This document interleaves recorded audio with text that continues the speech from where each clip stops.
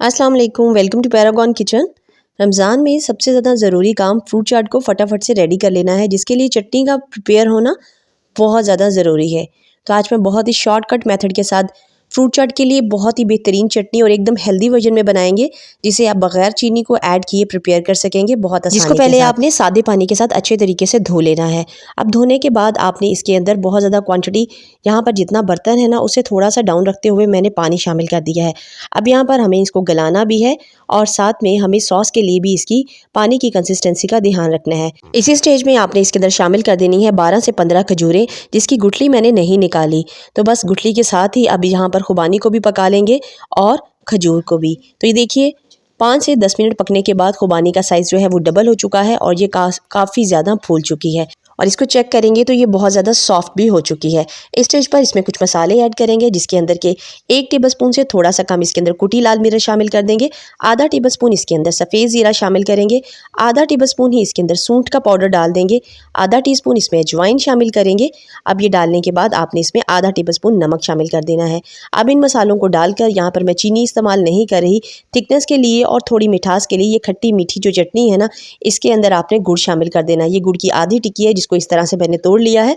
अब यहाँ पर डालकर इसको 5 मिनट के लिए आपने पकाना है, जिसके अंदर गुड़ भी अच्छे तरीके से हल हो जाएगा और मसालों का कच्चापन भी ख़त्म हो जाएगा।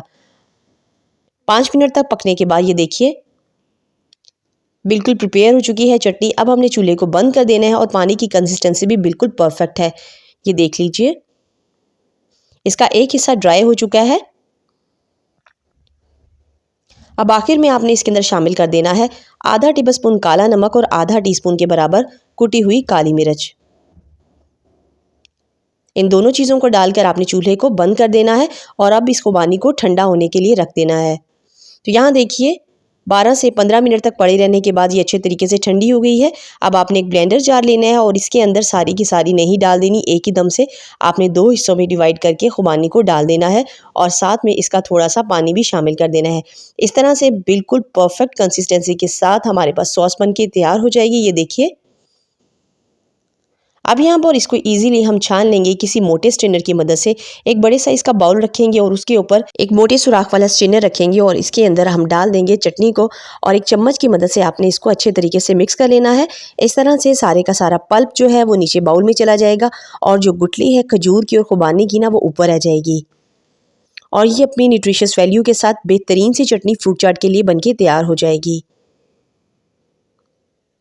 तो बस इसी स्टेप को आपने दोबारा भी दोहराना है और जो बाकी की बची हुई चटनी है ना, उसको भी अच्छे तरीके से ब्लेंड कर लेना है और ब्लेंड कर कर इसी तरह से स्ट्रेन कर देना है।